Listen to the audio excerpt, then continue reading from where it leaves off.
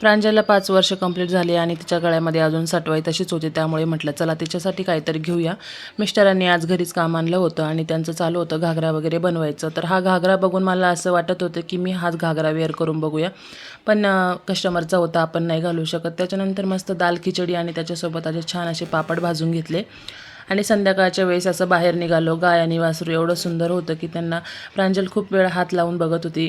त्यानंतर आम्ही बाहेर निघाल्यानंतर ना एवढी थंडी वाजत होती आणि थंडीचं वातावरण चालू झालेलं आहे, कधी पाऊस कधी थंडी।